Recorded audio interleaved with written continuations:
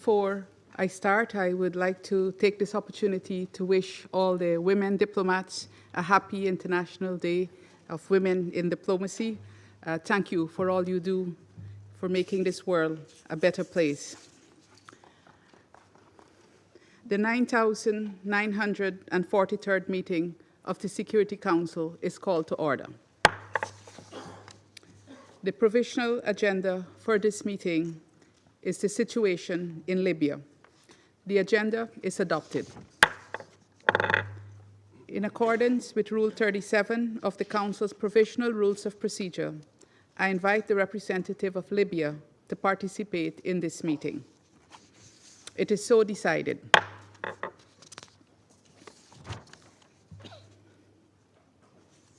In accordance with Rule 39 of the Council's Rules of Procedure, I invite Ms. Hannah Serwa Tette, Special Representative of the Secretary General and Head of the United Nations Support Mission in Libya, to participate in this meeting. It is so decided. The Security Council will now begin its consideration of item 2 of the agenda. I now give the floor to Ms. Hannah Serwa Tette. Thank you very much, Madam President. Excellencies, members of Council, and the distinguished permanent representative of Libya. Your Excellency, and if I may also wish all the female members of Council and all of the diplomats there, happy International Women in Diplomacy Day. I'd like to take this opportunity to congratulate you, Madam President, on Guyana's presidency of the Council for the month of June, and also to thank you for your flexibility in rescheduling this meeting. Distinguished members of Council, I'm pleased to inform you that on the 20th of June, the Berlin Process International Follow-up Committee on Libya, IFCL, met in Berlin under the auspices of the Federal Republic of Germany and UNSMIL, reconvening for the first time after a hiatus of 4 years. The meeting marked a significant shift towards reinvigorating international coordination on Libya and consolidating international support to UN efforts in advancing a political process. I would like to express my appreciation to the Foreign Ministry of the Federal Republic of Germany for its leadership and support, and to all the members of the IFCL for their commitment to support UNSMIL's efforts to relaunch an inclusive political process and for their constructive participation. The meeting was attended by 19 member states and 3 regional organizations. Participants urged efforts to strengthen the truce that is currently in effect in Tripoli, recognize the work of the advisory committee in outlining viable pathways to address contentious issues that had the potential to impede efforts to develop a new political roadmap for the holding of elections, and supported the 4 working groups: political, security, economic, human rights, and international humanitarian law. They also agreed to convene regularly to coordinate and channel international support to the UN-facilitated political process. Cohesive international support is indispensable, as Libya is again at a critical juncture in its efforts to achieve the overall objective of strengthening democracy and moving towards electing a government that will unify state institutions, promote good governance, and be accountable to its citizens. Madam President, Your Excellencies, members of Council, since my last briefing on the 16th of May, in the immediate aftermath of armed clashes in Tripoli, UNSMIL engaged extensively with the Government of National Unity, key political and security actors, community and tribal leaders, notables, civil society representatives, and member states with influence on the ground to prevent further violence. Our engagement was specifically to seek support to preserve the fragile truce that had been reached on the 14th of May and develop mechanisms to facilitate a de-escalation of tensions in order to prevent further clashes and ensure the protection of civilians. On the 18th of May, with UNSMIL's support, the Presidential Council established a truce committee composed of key security actors with a mandate to monitor the upholding of the truce, facilitate a permanent ceasefire, and ensure the protection of civilians.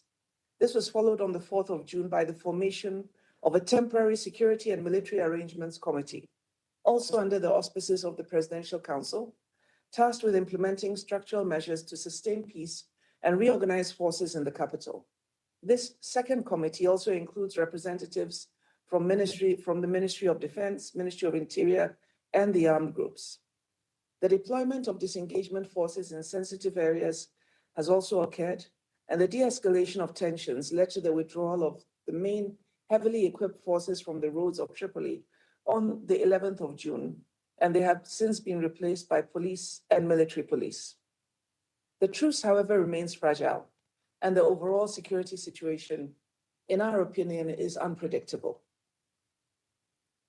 Your Excellency, Madam President, the armed clashes that erupted in Tripoli in May resulted in civilian deaths and injuries, as well as damage to critical civilian infrastructure, including hospitals, universities, and a prison. Despite several stress calls, no humanitarian corridors were secured by the parties involved in the clashes.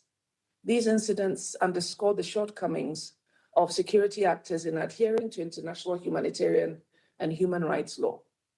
Following the clashes, there have been ongoing demonstrations, but I would like to commend state security forces, for the most part, for facilitating peaceful protests and continue to emphasize the need to allow that to happen and to protect civilians. Following the clashes, I'm particularly alarmed by the discovery of mass graves in the Abu Slim area. Emerging evidence indicates grave human rights violations, including extrajudicial killings, torture, and enforced disappearances that were allegedly committed by state security actors, notably the stability support apparatus.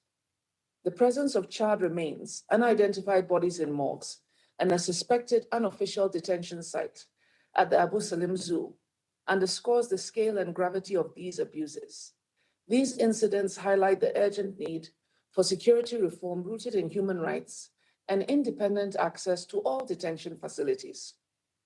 While national committees have been announced, an independent investigative mechanism is also important to help ensure truth, justice, and accountability, and also to ensure that this practice does not continue. Madam President, Excellencies, members of Council, there are reports of continued buildup and fears among many Libyans that armed clashes may resume. The Government of National Unity describes the events of May as law enforcement operations against criminals aimed at enforcing judicial orders issued by the Libyan Attorney General with the goal of upholding the rule of law and holding individuals accountable for grave crimes. This would also have the impact of consolidating state control over security actors.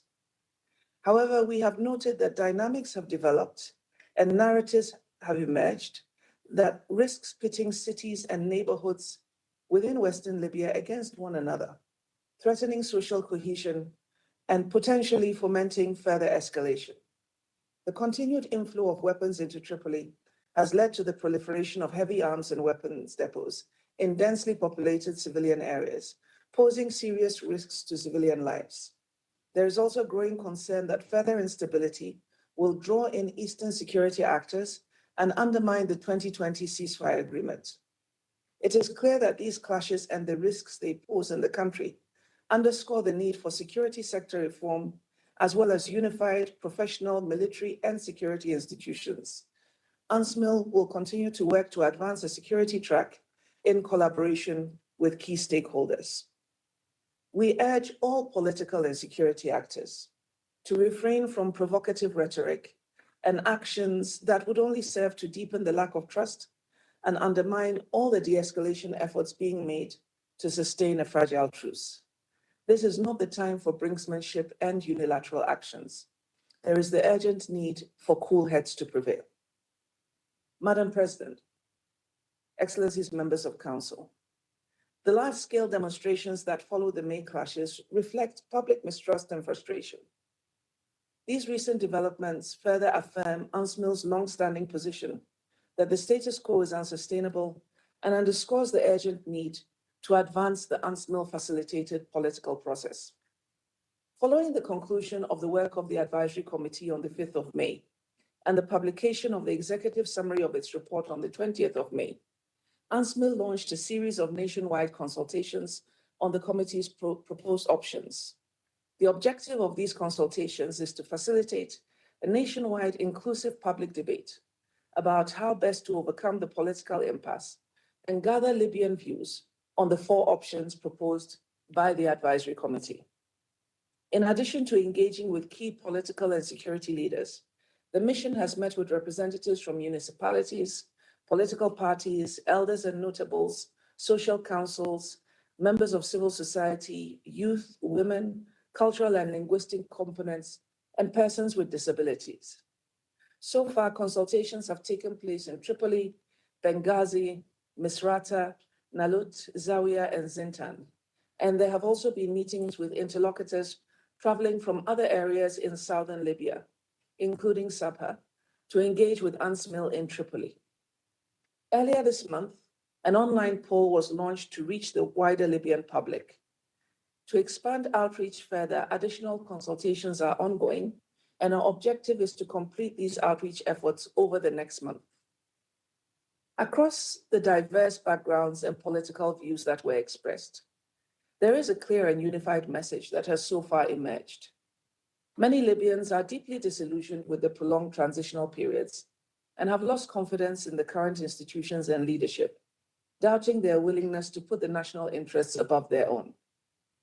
There is the strong desire for a political process that promotes public participation, gives them an opportunity to elect their leadership, and delivers a government with a clear mandate that will create the opportunity for genuine and visible change. They aspire to have the mandate of both the executive and legislature renewed, and to have one government, unified institutions, including military and security institutions. More than anything else, they want accountable governance that restores legitimacy and reflects the will of the people. Inputs from these consultations will serve as a basis to forge a consensus-based roadmap towards national elections and the reunification of institutions. Madam President, Excellencies, members of Council, UNSMIL intends to present a time-bound and politically pragmatic roadmap reflecting the Libyan people's demand for tangible change with the goal of ending transitional processes. I hope to present this roadmap to the Security Council for endorsement during my next briefing. I urge all parties to engage in good faith and to be ready to forge consensus on this roadmap. We need all political actors to exhibit the willingness to negotiate, compromise, and work in close collaboration with UNSMIL towards undertaking the necessary legislative reforms and administrative to facilitate the process.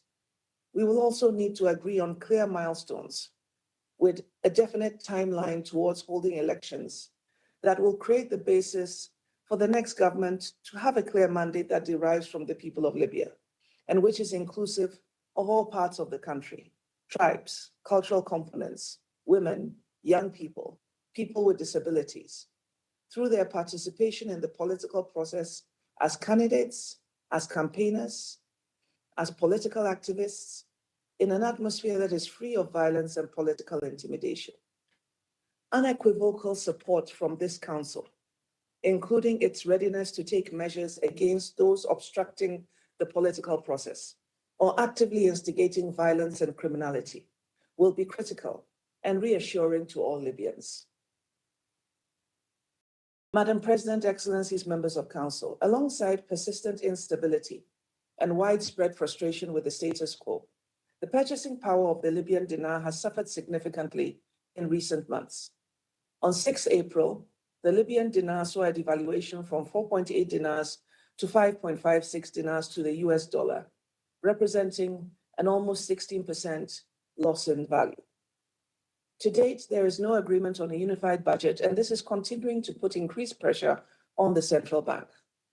Moreover, with divided institutions and the absence of an agreement on spending or a budget, unilateral fiscal decisions risk destabilizing an already precarious financial situation.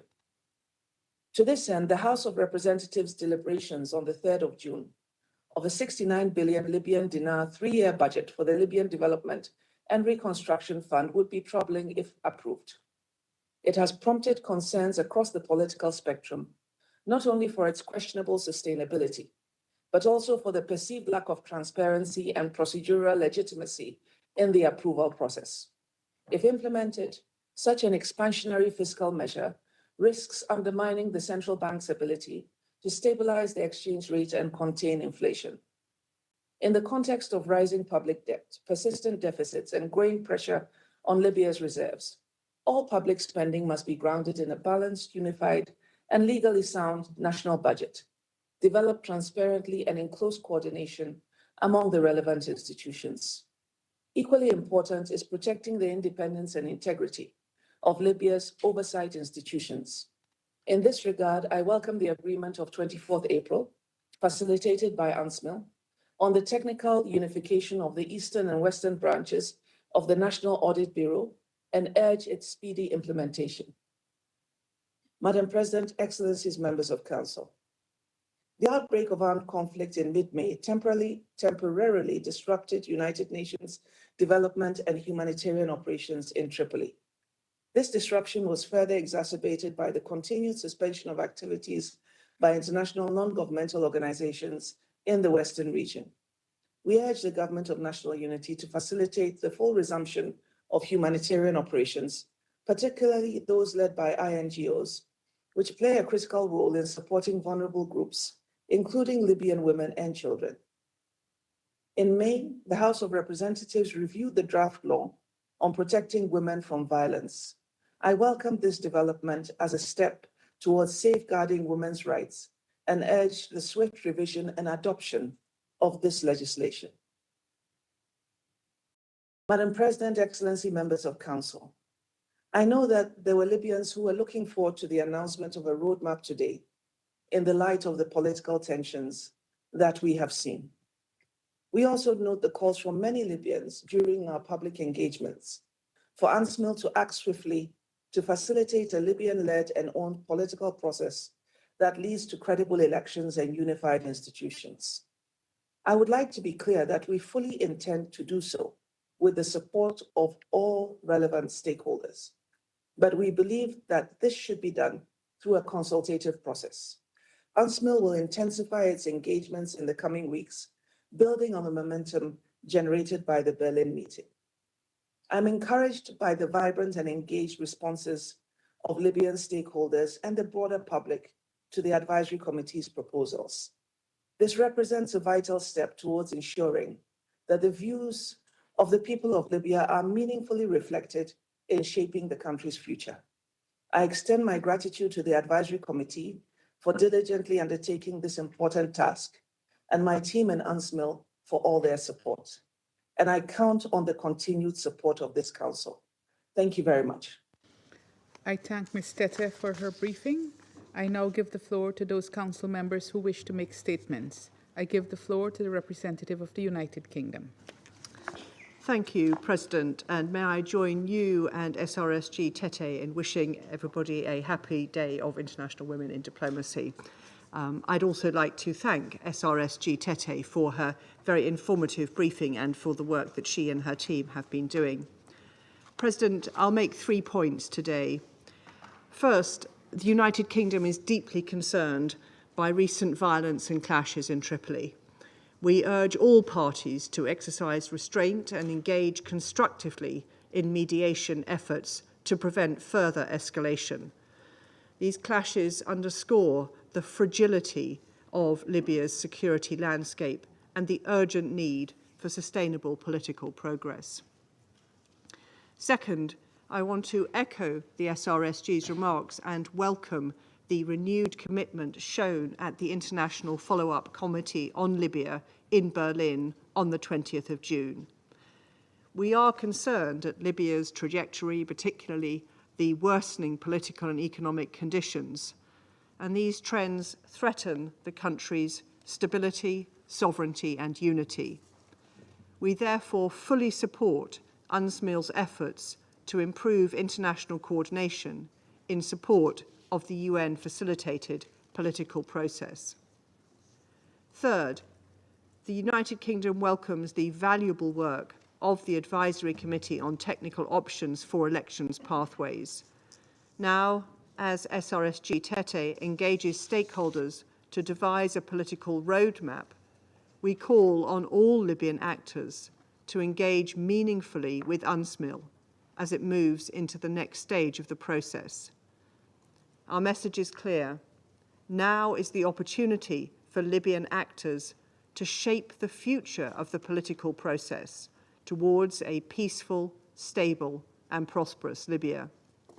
In closing, we recognize the importance of creating conditions that ultimately enable national elections to be conducted safely, inclusively, and credibly. Forthcoming municipal elections provide an opportunity for Libyan institutions and security actors to demonstrate their commitment to this goal. This is an opportunity for Libyans to exercise their democratic rights and shape local governance. It is essential that all actors work to foster an environment in which democratic practice can take root and be sustained. I thank you. I thank the representative of the United Kingdom for her statement, and I give the floor to the representative of Algeria. Madam President, I have the honor to deliver this statement on behalf of the A3+, namely Guyana, Sierra Leone, Somalia, and my own country, Algeria. I want to join my voice on congratulating all women diplomats on the International Day of Women in Diplomacy. We thank SRSG and the head of UNSMIL, Tette, for her insightful briefing. And we reaffirm our support for her duty in the service of the Libyan people. We also welcome the participation of the representative of Libya in this meeting. Madam President, 2 months ago, we addressed this Council to warn of the increasing fragility of the situation in Libya, where years of political paralysis continue to cast a long shadow over the country. Today, we meet again against the backdrop of alarming development in the capital, Tripoli, following renewed armed clashes in mid-May that have posed serious risks and underscored the urgency of finding a sustainable path forward. We emphasize the urgent need for dialogue and restoring state authority, urging an end to all armed activities outside law frameworks. We welcome the Presidential Council's steps to de-escalate tensions, including the creation of a truce committee and imposing a ban on armed movement in Tripoli. Their efforts are greatly appreciated. On the political front, we take note of the UNSMIL Advisory Committee recommendation, and we urge all Libyan stakeholders to engage constructively with the mission. We call for a credible, Libyan-owned, Libyan-led political process supported by the UN that leads to free and fair national elections and the unification of Libya's institutions. We also acknowledge the convening in Berlin on June the 20th this year of the International Follow-up Committee on Libya, which focused on advancing the political track and preserving the ceasefire. Madam President, Guyana, Sierra Leone, Somalia, and Algeria are deeply concerned about Libya's worsening economic crisis, aggravated by the absence of a unified budget and poor governance. We note that Libya plans to open 22 areas for oil exploration for the first time in nearly 2 decades. It is essential that this process be conducted in a transparent manner that benefits the Libyan people, and only the Libyan people. In addition, the A3+ expressed grave concern over the continued erosion of Libya's frozen assets due to mismanagement and also an outdated UN sanction framework. We stress the urgent need for the Council to adopt calibrated reforms that promote the growth of the Libyan Sovereign Fund. We also call for the full and timely implementation of paragraph 14 of Resolution 2769 of Resolution 2769, which authorizes the Libyan Investment Authority to reinvest its frozen cash reserves. Those assets should be preserved to benefit the Libyan people at a later stage. Madam President, the recent military clashes in the triangular border between Libya, Sudan, and Egypt highlight the growing risk of the region's spillover of the conflict, with Libya becoming a battlefield for proxy wars. In this regard, we reiterate our call for an end to all external interference in Libya's affair. We also demand the unconditional and immediate withdrawal of all foreign forces, all foreign fighters, all mercenaries from Libyan territory. Libya's unity, sovereignty, and territorial integrity must be respected. At the same time, the A3+ underscores the crucial role of Libya's neighbors in fostering stability and promoting reconciliation in close consultation with the United Nations and the African Union. Madam President, without a political solution, Libya's situation grows more fragile, slipping deeper into uncertainty, which each day lacking a political solution. Every silence a burden on its people. Every day a missed opportunity.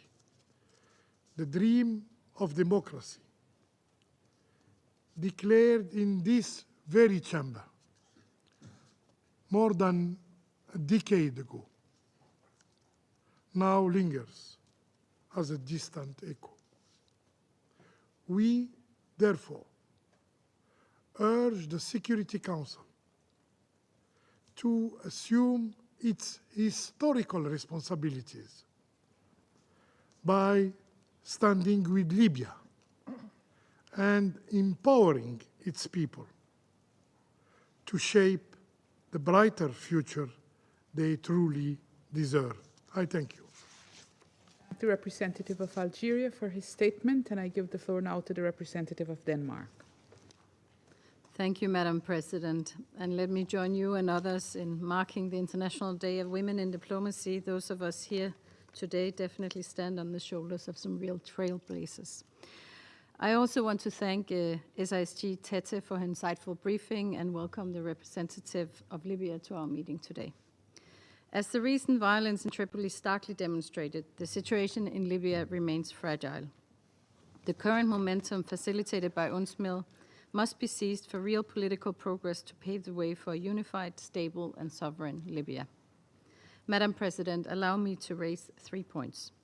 First, Denmark underscores the importance of stabilizing the security situation in Libya. What is needed is sustained political dialogue on the way forward, and we hope that UNSMIL can facilitate this.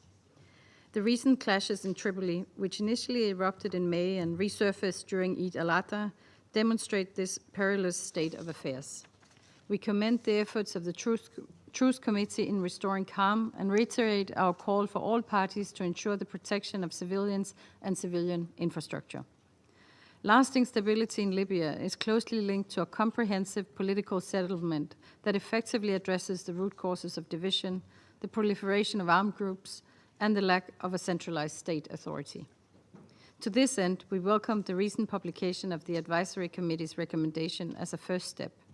The recommendations provide a framework for fostering good faith dialogue among all Libyan parties, and we urge them to engage constructively with UNSMIL to pave the way towards democratic presidential and parliamentary elections.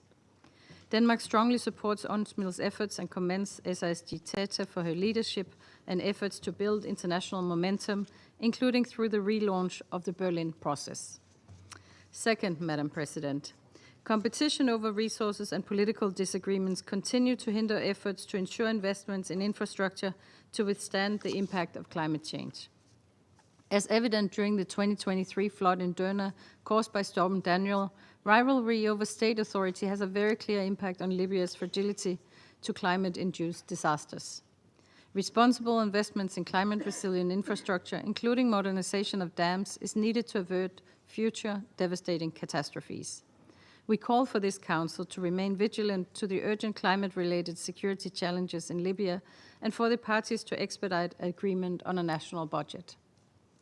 Third, we express our profound concern over the recent discovery of bodies and evidence of widespread human rights violations in areas of Tripoli previously controlled by the SSA. As highlighted by the High Commissioner for Human Rights, these findings include suspected instruments of torture and abuse and potential evidence of extrajudicial killings. We reiterate the OHCHR's call for immediate accountability for these atrocities. The sites must be sealed with prompt, independent, impartial, and transparent investigations carried out by the Libyan authorities. The UN should also be granted access as part of its mandate to document human rights violations. There can be no impunity for such crimes. Justice for the victims must be pursued. Madam President, in conclusion, the path forward for Libya requires genuine national unity, deeply rooted in transitional justice and unwavering accountability for past and present abuses. It is our shared responsibility to ensure that those who have committed crimes are held responsible and that the fundamental rights and aspirations of all Libyans are protected and fulfilled. The international community must remain united in supporting a truly Libyan-led and Libyan-owned inclusive political process that delivers lasting peace and stability for all Libyans. Thank you.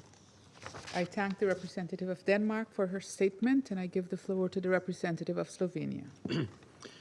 Thank you very much, Madam President, and I want to join others in congratulating you, Madam President, congratulating SRG Tette our women colleagues on the Council and all women diplomats for Women in Diplomacy Day. We cherish working together for a better world, and we need your wisdom more than ever before.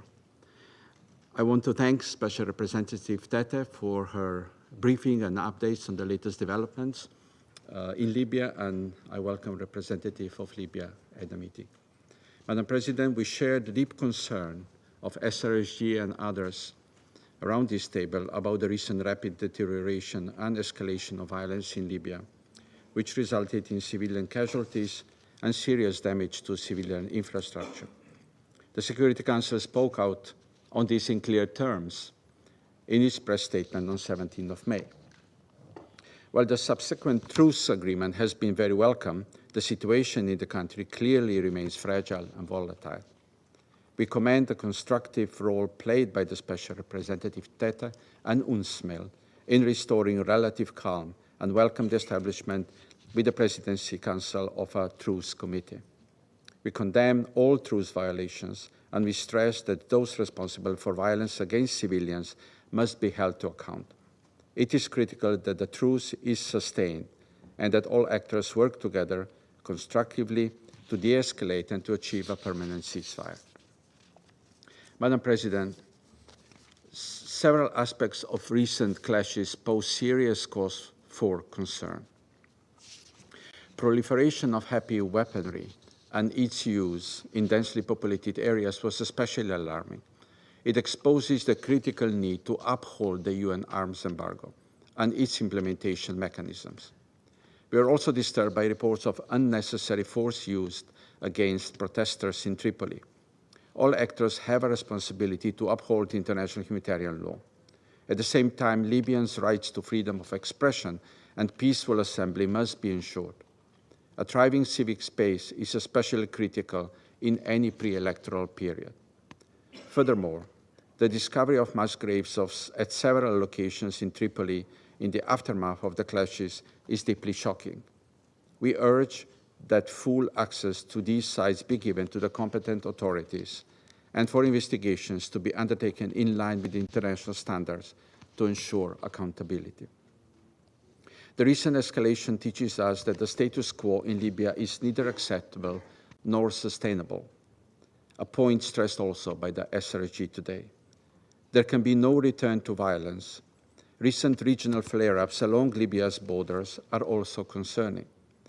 The need for unification of state institutions, including military apparatus, and for the withdrawal of all foreign fighters, foreign forces, and mercenaries from Libya is as critical as ever. The ceasefire agreement of October 2020 must be implemented in all its aspects. Madam President, as many experiences have proven throughout history, sometimes from moments of darkness come glimpses of opportunity. We hope that Libyan actors can now take this opportunity to come together, to set aside narrow interests, and to revive an inclusive political process which is Libyan-led and owned and can take the country to long overdue national elections. Slovenia welcomes the recent publication of the report and recommendations of the Advisory Committee and the ongoing consultations with Libyan actors, including Libyan civil society, women, and youth. The feedback of Libyans themselves on these options is crucial towards the establishment of a roadmap. We also welcome the convening in Berlin last week of the International Follow-up Committee on Libya, co-hosted with Germany. We reiterate our full support to UNSMIL and to Special Representative Tette as she charts a path forward and reinvigorates international commitment to overcoming the political impasse in Libya. We encourage all stakeholders to put their weight fully behind these efforts and to end the cycle of violence and instability once and for all. Thank you.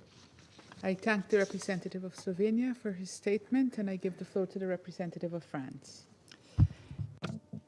Thank you very much, Madam President. I wish to take this opportunity first and foremost to join those welcoming feminist diplomacy on this International Day of Women in Diplomacy. Madam President, I thank the Special Representative Hannah Tette for her briefing and I applaud and welcome the presence of the permanent representative of Libya during today's meeting. I wish to share 3 observations. Firstly, in Libya, a month and a half after the deadly clashes which occurred in Tripoli, during which heavy weaponry was utilized in densely populated areas, the truce remains tenuous. We applaud the mediation efforts of the United Nations Support Mission in Libya, as well as the decisive action by the Special Representative, as well as that of the Presidential Council in an attempt to diffuse tensions. We call upon all Libyan stakeholders to respect the truce and to, without delay, establish a sustainable ceasefire. Second, these grave confrontations reflect clearly the fact that the status quo in Libya is not sustainable. There's an urgent need to relaunch the political process with a roadmap and a clear roadmap and a clear timeline towards a unified new government that is in a position to shepherd the country towards elections. This is the only way to guarantee Libyan unity, stability, and sovereignty. France, in this regard, applauds the recommendations of the advisory committee, which was established under the aegis of UNSMIL. The special representative has our full support in making headway, resuming the political process within the framework of the advisory process, the consultative process that was announced this morning. We recalled this during the meeting of the International Follow-up Committee on Libya held in Berlin on 20 June. Collective support from our part for UN efforts is key. We call upon Libyan and international stakeholders to cooperate with the special representative, as well as to surmount their divisions for the prevailing benefit of the Libyan population. Third, the resumption of the political process needs to go hand in hand with progress at the economic and security levels. There is a need to provide for transparency and accountability of economic and financial institutions, as well as to ensure the independence of oversight and audit institutions. There's a critical need to end malicious infiltration in this area, to end the corruption and trafficking, which is rampant despite the presence of Security Council resolutions. The country's resources need to return to the hands of the Libyan citizens.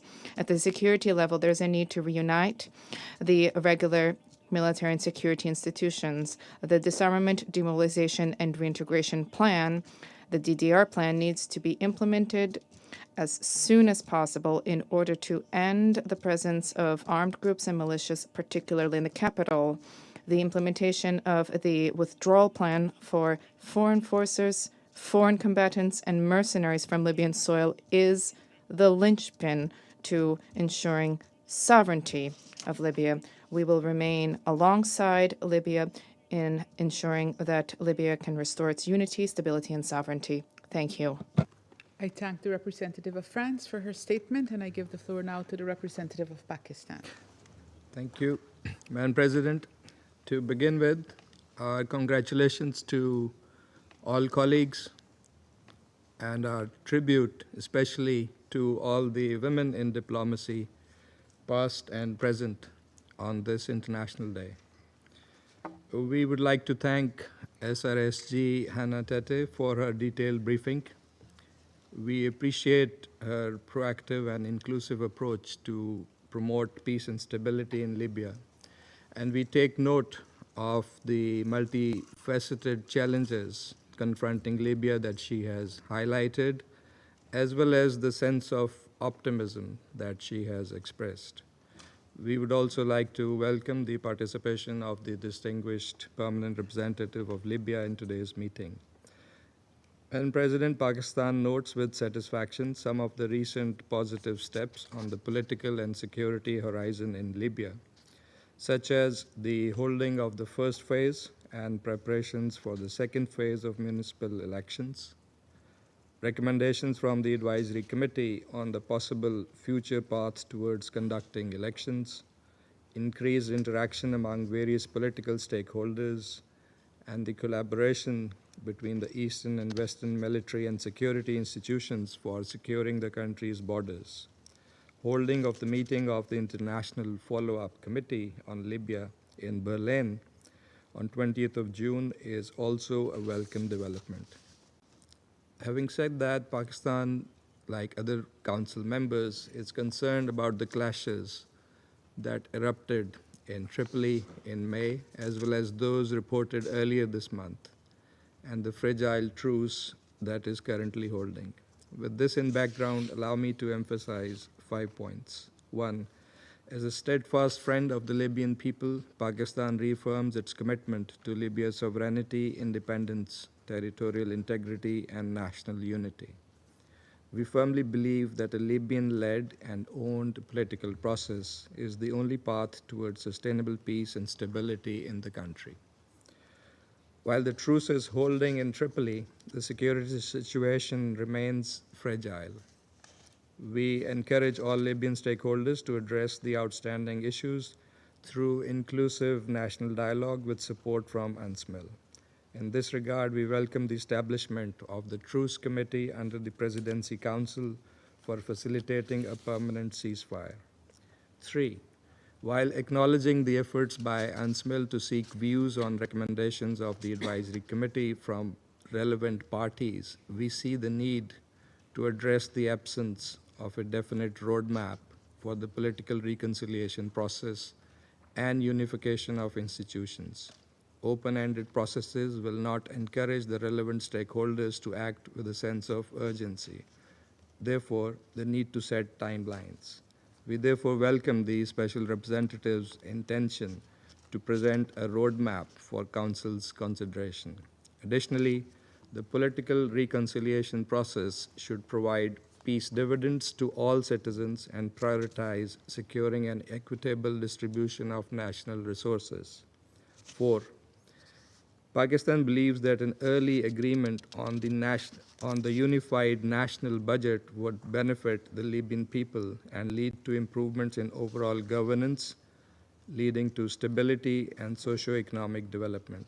Similarly, the frozen Libyan assets held abroad must be safeguarded and reinvested exclusively for the benefit of the Libyan people at a later stage. Lastly, the international community must continue to support Libya in its journey towards peace, reconciliation, and national unity.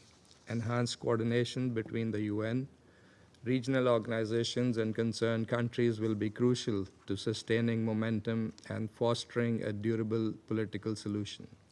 In conclusion, Pakistan stands in solidarity with the people of Libya and will continue to contribute actively to the United Nations efforts to promote peace and stability in Libya. I thank you. I thank the representative of Pakistan for his statement, and I give the floor to the representative of Greece. Thank you. Thank you, Madam President. As we celebrate the International Day on Women in Diplomacy, I salute you, all other female colleagues around the table, sitting in this room and beyond, for the tireless effort, commitment, dedication, and cooperation. I would also like to particularly thank SRSG Hannah Tette for her detailed briefing, and to excuse myself for not being able to be here at the beginning of the meeting to listen to her directly. Madam President, since our last meeting, the situation in Libya has been marked by an escalation of violence in Tripoli, with reports of intense fighting with heavy weaponry in densely populated areas, as well as disturbing reports of civilian casualties and destruction, followed by massive public protest. This Council expressed its deep concern over these violence incidents and called on all parties to protect civilians from violence and to hold those responsible accountable. The risk of new hostilities is non-negligible because the underlying drivers of conflict are not yet resolved. Greece welcomes the critical and constructive involvement of UNSMIL and the SRSG in the de-escalation of tensions. We sincerely hope that the atmosphere of high tensions is diffused and that the situation of chaos, once an ominous possibility, will be averted. We also welcome the recent decision by the President of the Presidential Council, Mohammed Al-Menfi, to establish a temporary committee that will oversee security and military arrangements in Tripoli. We hope, as announced, that this decision will further consolidate security and stability in the capital of the country. Amidst these tensions, the UNSMIL facilitated deliberation by an advisory committee of Libyan experts, and the dissemination of its report is a significant step towards reviving an inclusive political process, leading the country to elections. Free and fair elections are key to a free and democratic Libya. Madam President, in this vein, we welcome the holding of the recent meeting of the International Follow-up Commission of the Berlin process in Berlin after more than 4 years. Gathering international support for UNSMIL efforts to facilitate the political process is crucial. Equally crucial is the expansion of the format of the meeting without intentional exclusions in order to include neighboring countries and interested parties that contribute positively to the political process in Libya. All the more, since there are current efforts aiming at furthering Greece's relations with Libya on all aspects of bilateral economic, energy, and political cooperation.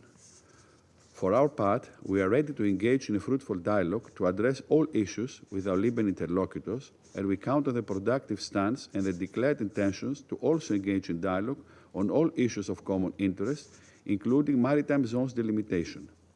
Counterproductive statements or actions obviously move to the opposite direction. The last thing we need right now is another source of tension in our region in these turbulent times. Madam President, we urge UNSMIL to engage with relevant stakeholders on all critical challenges relating to the political process, and we call on all parties to support fully UNSMIL's mediation and good offices efforts. We should collectively push all key Libyan players to engage with the United Nations in order to make progress on the political process. After all, the mission plays a key role in promoting peace and fostering an inclusive political process towards a better future for Libya. In parallel, an agreement on a balanced and unified budget with strong oversight mechanism remains equally important. Libya's economic governance cannot be exercised effectively without the transparent and equitable uses of resources for the benefit of the Libyan people. As the security situation remains fragile, the need for the withdrawal of all foreign forces, regular and irregular, as well as mercenary for the Libyan soil, becomes even more evident. The present is not conducive to stability and the advancements of the political process in Libya. Furthermore, continued violations of international law, including human rights law, in combination with the persistent lack of accountability, cannot be overlooked. A reformed criminal justice system, ensuring the rights of detainees and holding the perpetrators of violations accountable, is essential for Libya's future. Another recent decision by the President of the Presidential Council to establish a temporary human rights committee with the participation of UNSMIL to monitor conditions in prisons and combat extrajudicial detentions and abuses is also a welcoming development. Madam President, Libya's stability is crucial for the control of migration flows, an issue that remains important for the EU and especially its members with maritime borders in the Mediterranean. In 2025, there has been a major increase in illegal flows from eastern Libya to Greece, mainly Tobruk towards Crete. We remain concerned over the ongoing violence against migrants and refugees in Libya. Their dignity and rights must be guaranteed at all times, and the trafficking networks must be dismantled. Madam President, the implementation of the Council's decision on sanctions remains a challenge, particularly when it comes to the implementation of the UN arms embargo in Libya through the EU Operation Irini. We must acknowledge that the operation is striving to fulfill its mandate. As reflected in the last UN Panels of Experts report, there have been incidents of repeated and persistent, even aggressive refusals to allow for the inspection of ships suspected of violating the arms embargo. Greece welcomes the renewal of Resolution 2292, as amended by Resolution 2733, albeit only for 6 months, and will support all actions conducive to strengthening the effectiveness of the arms embargo on Libya. The recent clashes in the capital are a testament to how elusive the implementation remains. Madam President, in closing, let me stress that Greece, as a neighboring country, fully supports Libya's sovereignty, independence, and territorial integrity. A strong and prosperous country, worthy of the proud Libyan people, where the rule of law is respected. A unified country, free from any form of foreign interference, and with the respect of international law, including the law of the sea. A stable country for the entire region. We sincerely thank Ms. Tette and her team for the work since taking office, as well as all staff on UNSMIL for the continued dedicated efforts towards peace and prosperity, a destination which can only be reached through dialogue. I thank you. I thank the representative of Greece for his statement, and I give the floor to the representative of the United States. Thank you, Madam President, and thank you, Special Representative Tette, for your informative briefing and for your continued efforts to de-escalate tensions, prevent renewed clashes in Tripoli, and support Libyan efforts to forge consensus on a political path forward for the whole country. I also want to welcome the participation of the representative of Libya in this meeting. This council spoke with one voice after violence erupted in May, calling for all parties to protect civilians and agree on a permanent ceasefire. The Presidential Council's convening of a joint security arrangements committee and subsequent establishment of a unified security force in Tripoli are encouraging signs. Solidifying these arrangements to prevent further clashes is an important next step. The June 20 meeting in Berlin of the International Follow-up Committee on Libya was a good opportunity for the international community to show support for a Libyan-led and Libyan-owned political process. As this process proceeds, the integrity and independence of the key economic institutions, including the Central Bank, the National Oil Corporation, and the Audit Bureau, remain essential to Libya's prosperity. Progress towards military integration is also key to reestablish Libyan sovereignty and prevent Libya from becoming enmeshed in regional conflict. The Libyan people have clearly signaled that they do not want to be entangled in other conflicts, in the Sahel, Sudan, South Sudan, or beyond, or for Libyan territory to be used to exacerbate such crises. To enable Libya to bolster its border security and take more responsibility for its own security, the United States will encourage the process of East-West security integration, including through training assistance we have notified this year to the 1970 Committee. We also welcome the renewal of the Libya Arms Embargo's Maritime Inspection Authority in May. We look forward to further consultations with the Libyan government and this council on arrangements for this authority, which remains an important enforcement mechanism to help prevent weapons trafficking. Madam President, colleagues, our ultimate goal remains to see the Libyan government fully able to assert its sovereignty, take responsibility for its own security, and enable mutually beneficial commercial opportunities that will bring increased prosperity to the Libyan people. I thank you. I thank the representative of the United States for her statement, and I give the floor to the representative of China.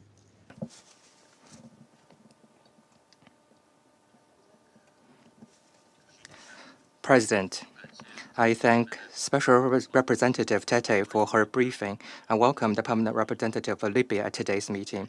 As today is the International Day of Women in Diplomacy, like other colleagues, I would like to express my best wishes to all women diplomats. I would like to thank them for their contribution to multilateralism and the cause of the United Nations. Recently, the security situation in Libya has been unstable. The outbreak of armed clashes in Tripoli has made it clear that its security situation remains fragile, and the maintenance of security and stability is still a top priority. All parties to the conflict should fully consider the common interests of the Libyan people, strictly implement the ceasefire, and refrain from taking any further actions that may aggravate tensions. China welcomes the series of measures taken by the Presidential Council and the Government of National Unity to stabilize the situation. It encourages all parties in Libya to strengthen dialogue and communication and to establish comprehensive, lasting, and balanced security arrangements as soon as possible to prevent the recurrence of a violent conflict. The international community, in particular UNSC, should provide full support and assistance in that regard. Libya has long been mired in a political stalemate. Promoting the political process is the key to lasting stability in the country. China welcomes and supports SRSG Tette's active engagement with all parties in Libya and the mediation efforts to help them bridge political differences. Last month, the UNSC Advisory Committee issued its first report, which puts forward recommendations on promoting national elections.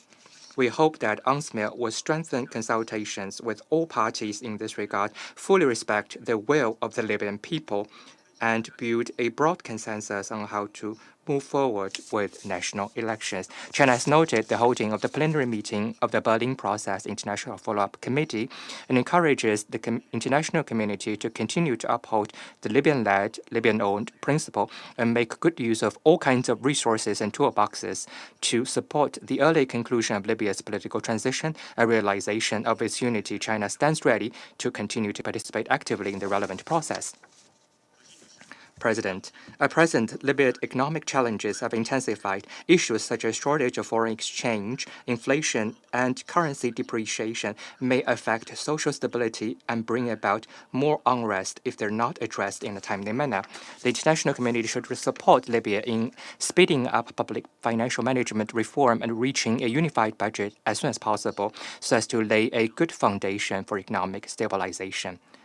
Libya's frozen overseas assets are the common wealth of the Libyan people, and the relevant international financial institutions should protect and manage the frozen funds properly and respond positively to Libya's reasonable request for reinvestment of the funds. Libya is rich in oil and other resources and was once one of the better developed countries in Africa. We believe that with the support of the international community, the Libyan people will be able to lead their country onto the road of rejuvenation at an early date. China is a good friend of Libya. We firmly support its efforts to safeguard its sovereignty and territorial integrity, and is ready to play a constructive role in its early realization of a lasting peace, development, and revitalization. Thank you, President. I thank the representative of China for his statement, and I give the floor to the representative of Panama. Thank you, Madam President. On the International Day of Women in Diplomacy, we would like to extend special greetings to you and to all of those female diplomats for their contribution to diplomatic efforts. Panama thanks the Special Representative of the Secretary General, Hannah Tette, for her presentation, and we recognize her leadership at the helm of the United Nations Support Mission in Libya. We value your contribution to a sustainable, inclusive process, and we reiterate our support for you. We also welcome the participation of the distinguished permanent representative of Libya in this meeting. Libya continues to face structural challenges with institutional divisions and a complex humanitarian situation. We are particularly concerned by the recent escalation of violence in Tripoli last May at the hands of militias and armed groups. We recognize the creation of the Truce Committee between the Presidential Council and UNSMIL, and we would encourage this mechanism to lead to a permanent ceasefire with security agreements that will give priority to the protection of the civilian population. With regard to human rights, we are concerned about the serious findings of mass graves, instruments of torture, and extrajudicial killings. There are also ongoing reports of forced displacements, arbitrary detentions, and violence against migrants and refugees. To this, we must add the worrying situation on the shared border between Sudan and Egypt, where the Sudanese Rapid Support Forces have taken control of a key area for security with serious regional implications. Despite this complex context, it is quite right to recognize some significant progress. In this regard, we would highlight the launching of the report of recommendations of the Advisory Committee, supported by UNSMIL, made up of 20 Libyan experts, where they have presented options for advancing the electoral process. We also welcome the recommendations of the Libyan Advisory Committee, including those aimed at ensuring that there is balanced geographic and cultural representation, as well as the efforts to increase the representation of women as a key measure in order to guarantee a more inclusive and just electoral process. This effort, Libyan in nature, represents an opportunity to make progress as soon as possible towards national elections with legitimacy, transparency, and stability. We also recognize the reactivation of the International Follow-up Committee on Libya that met on the 20th of June in Berlin in its first plenary format since 2021. We hope that it will be effective and that it will make it possible to move towards concrete, demonstrable results. The active presence in this process of regional and international actors demonstrates the existence of a collective willingness to support a Libyan solution with multilateral support and more effective coordination. Panama applauds the launching of the national consultations with Libyan youth. These kinds of processes are essential in order to ensure that the future of the country is built with the active participation of new generations. President, Panama joins in the call to all Libyan and international actors to act in good faith, guided by national interest. Institutional fragmentation and political interests must not prevent Libya achieving peace and democracy that its people are demanding. The time has come to fulfill the legitimate aspirations of the Libyan people to live in a country under stable, safe conditions with legitimate, inclusive institutions that are accountable to its citizens. Thank you very much. Thank the representative of Panama for his statement, and I give the floor to the representative of the Russian Federation. Thank you, Madam President. Before I begin my statement, I wish to join those who have spoken today in this chamber in commemorating the International Day of Women Diplomats. Without women diplomats, it would be difficult today to present the work of the UN Security Council for the maintenance of international peace and security. We are very grateful. We are very pleased to work with you, and we wish you every success moving forward. We are grateful to the Special Representative of the Secretary General in Libya, as well as the head of the mission in the country, Madam Tette, for the report.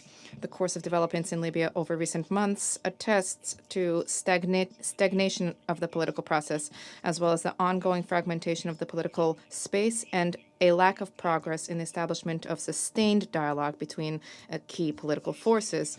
Libyan leaders remain unable to achieve mutually acceptable agreements vis-à-vis the parameters for the future expression of a people's will. Therefore, the prospect for the conduct of general elections is becoming increasingly remote. The internal impasse is generating ongoing deterioration of the economy as well as growing instability on the ground. In order to surmount these divisions, there is a need for both commitment and will on the part of key Libyan stakeholders. And this is precisely what international efforts to support the Libyan political process should be focused on. The Libyan players' inability to reach agreement amongst themselves is continuing to chip away at the security architecture in that country. The Libyan capital continues to be buffeted by the aftershocks of the unprecedented magnitude of clashes between armed groups, which occurred in early May. The residents of western regions of the country continue to suffer as a result of sporadic armed clashes among the groups. On the whole, the situation remains highly volatile. In this connection, we note the establishment through the Libyan Presidential Council, the establishment of a temporary security and military arrangements committee in Tripoli, as well as the committee to oversee the work and operations of prisons and conditions of detention. These steps are portrayed as a comprehensive plan to establish order among the Libyan forces and to help to remove the lawlessness of armed groups, which are rampant in the capital, as well as to resolve protracted issues of private prisons, which are not under the state oversight. We welcome any steps undertaken by Libyan parties to stabilize the situation. We stress at the same time that in order to establish a comprehensive tranquility on the ground, there's a need for painstaking work to unite the Libyan armed forces and to ensure the full-fledged reintegration of former combatants into official structures. It is not enough for the armed groups to change their labels while preserving the right to exert unlimited violence. This will trigger further incidents such as what transpired in May.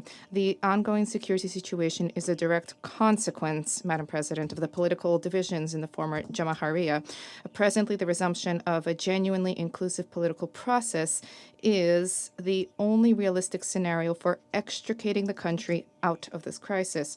And at the same time, we believe that the effectiveness of any measures undertaken by the international community directly hinges on their positive embrace by the Libyan people themselves. Against this backdrop, we are alarmed at the fact that the results of the advisory commission, as far as we see, have not been viewed positively among the majority of the influential political forces in the country. Any solutions for Libyan recovery cannot be imposed on the Libyans from on high, even under UN aegis. The role of the UN in this process is not to substitute the Libyan people, but rather to facilitate the establishment of conditions for a lasting dialogue. In this context, we support the mediation efforts of Madam Tette. We welcome her attempt to begin work on a comprehensive roadmap for Libyan settlement. In order to promptly normalize the situation in Libya, there's a need to thoroughly consider and explore the fundamental document, that's the above-mentioned fundamental document, by all Libyan stakeholders, and to ensure that it enjoys support and that there is a willingness to implement it. Moreover, there's a need to deliver support for intra-Libya formats. We see in particular significant potential in cooperation between the House of Representatives and the High Council of State, under the mediation of Egypt, and moreover, what is of importance is also the mediation track under the aegis of the African Union, and we also believe it is necessary for the United Nations to deliver assistance in these processes. Madam President, under these circumstances, an important role can be played through inclusive international formats in support of Libyan settlement. This includes, first and foremost, the Berlin process on Libya, which did not convene in the initial configuration since 2021. Instead, we have seen and observed a number of attempts by Western countries to replace the Berlin process with various forms of separate, opaque, private, behind-the-scenes gatherings, which have no practical value to resolve the situation. We are heartened by the fact that this trend has been is being reversed. We welcome what has taken place for the first time in a long time on 20 May in the capital of Germany. I refer to the plenary meeting of the International Follow-up Committee for the Berlin Process, which included participation of Russian representatives as well. We may thank Madam Tette for her contribution in organizing this event. We see through further work through the Berlin process, we see a pathway to ensuring more effective assistance to Libyans in bringing about constructive solutions. We hope that after the meeting that was held, there will be an end to the nefarious practice of conducting exclusive meetings by working group co-chairs without inviting or even informing other members. Any discussions here need to be conducted with a full quorum of format participants in the spirit of respect for collective agreements and with a focus on genuinely delivering support to Libyan efforts. To conclude, we stand ready to work constructively with all stakeholders to promptly restore peace and stability in Libya. Thank you for your attention. Representative of the Russian Federation for his statement, and I give the floor now to the representative of the Republic of Korea. Thank you, President. Let me echo others celebrating the International Day of Women in Diplomacy and commend the vital role of women diplomats in advancing international peace and security. I'd like to extend my gratitude to SRSG Hannah Tette for her comprehensive briefing. I also welcome the participation of the permanent representative of Libya in today's meeting. Last week's International Follow-up Committee meeting, which marked the revival of the Berlin process after 4 years, reaffirmed the broad international commitment to a Libyan-led and Libyan-owned political process. Building on this momentum, we call on all Libyan actors to engage constructively with the UNSMIL to help move the country beyond the fragile status quo that has long hindered the peace and stability. Today, I'd like to make 3 points. First, as security flashpoints expand across Libya and in the wider region, all parties must refrain from unilateral military actions. Following last month's escalation of violence in Tripoli, strict adherence to the agreed truce and intensified efforts toward permanent ceasefire remain essential. In this regard, we commend UNSMIL's prompt mediation to de-escalate violence, as well as the President's Council's stabilization efforts, particularly establishment of Truce Committee and the Joint Security Arrangements Committee to facilitate disarmament of the armed groups. Vigilance must be maintained beyond Tripoli, especially as instability grows along the Libyan-Sudan border, where the Sudanese conflict is now entangled with the cross-border involvement from Libya territory. We also stressed any recourse to force that undermines efforts to unify Libya's military and security institutions must be firmly rejected. Second, recent tensions across Libya are a stark reminder of the country's protracted political deadlock, driven by the absence of a unified government. We therefore call on all relevant actors to elevate their efforts toward the consensual political roadmap for elections and adoption of the permanent constitutions. We welcome the conclusion of the advisory committee's work to address key contentious electoral issues. Starting with a thorough review of the committee's proposals, now is the time for Libyans to come together and engage in good-faith dialogue aimed at institutional reforms grounded in a shared national vision.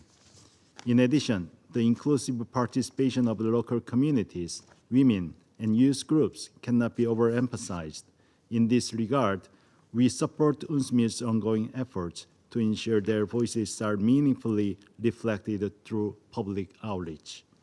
Along with the political dialogue, it is imperative to redouble efforts on economic reform, including the formulation of the unified national budget and ensuring transparency in financial institutions.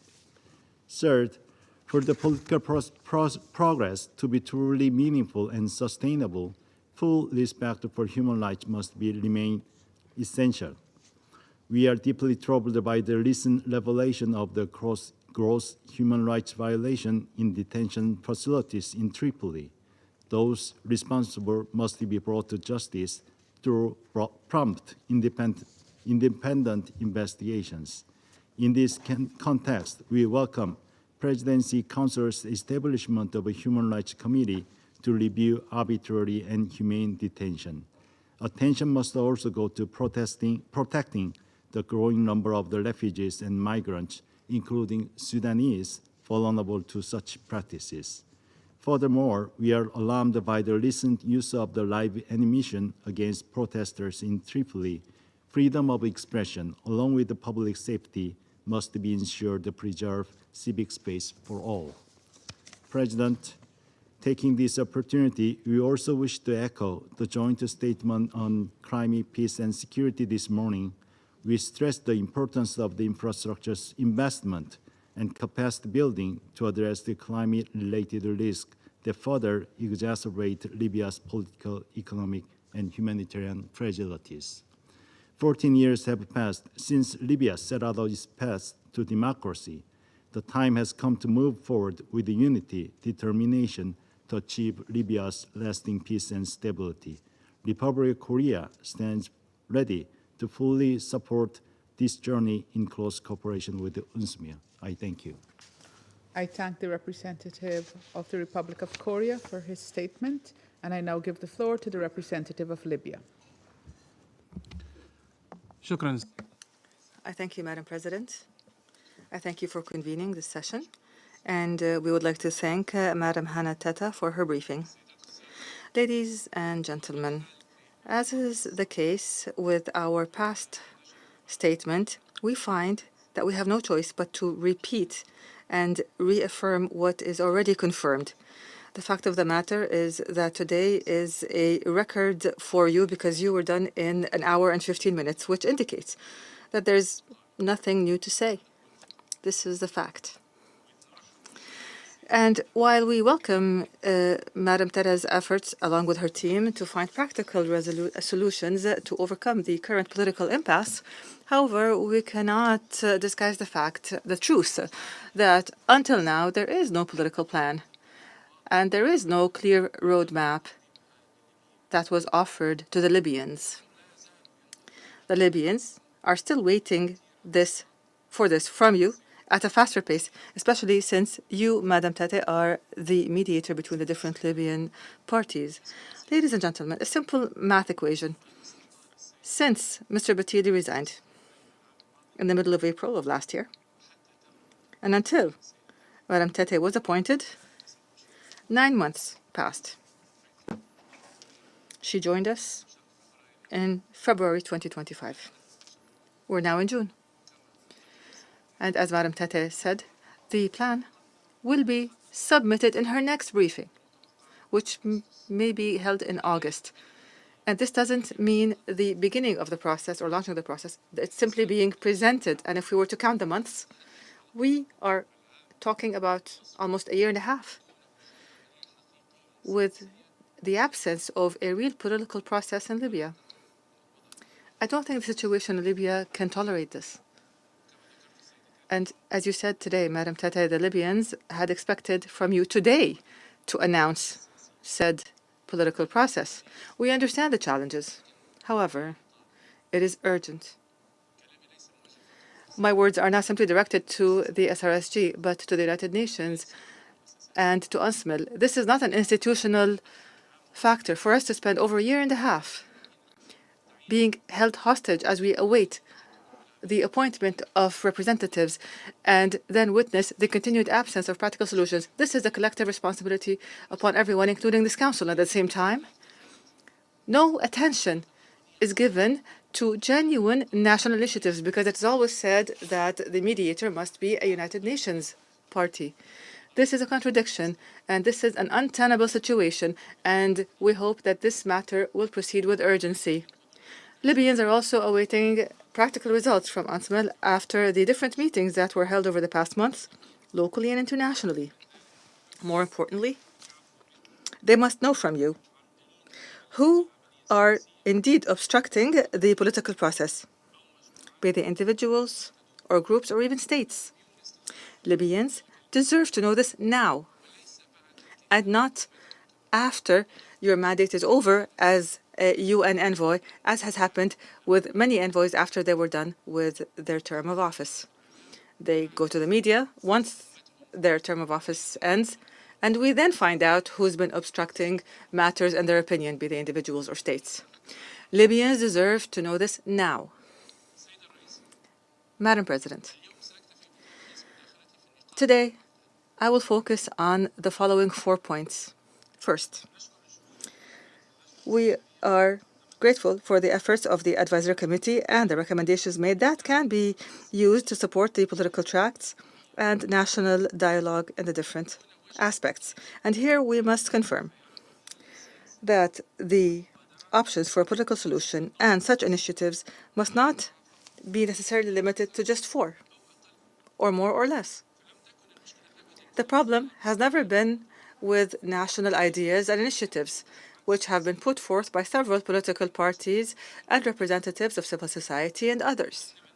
The problem, the actual problem, has been and will be in finding a mechanism to agree to them among the different political parties while avoiding foreign interference in national decision-making in terms of how to implement these ideas. Second, we reaffirm that all initiatives and all proposals must respect the political agreements and what stemmed from them. They must respond to the demands of all Libyans. This demand is for a political track that can unify all state institutions and can renew the legitimacy of all political entities through ending all of the transitional stages and holding general elections, to build a state of institutions, a state of law, within the framework of a constitution that is accepted by all Libyans with no exclusion and no marginalization. And here, we reaffirm the need to preserve the freedom of expression through peaceful means, such as the demonstrations that we witnessed on several occasions. And the Ministry of Interior sought to protect them as much as possible. This is a positive and welcome development, provided it remains far away from rioting and destroying private or public property. Third, we welcome the statement issued by the International Follow-up Committee in the Berlin meeting that was held a few days ago, and we thank Germany for hosting it.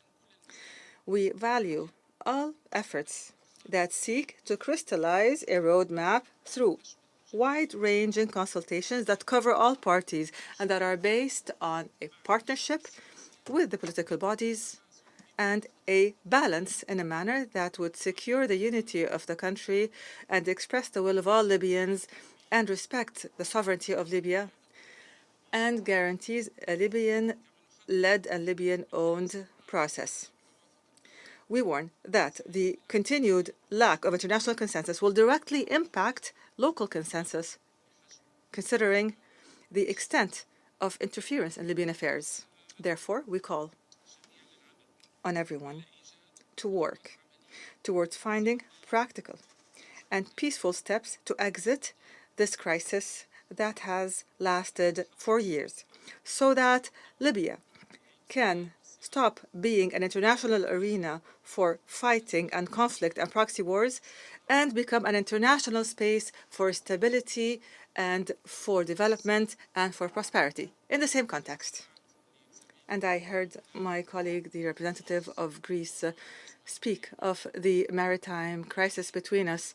I would like to remind him that diplomacy is a solution in such situations, and Libya always extends a hand to welcome international regional cooperation.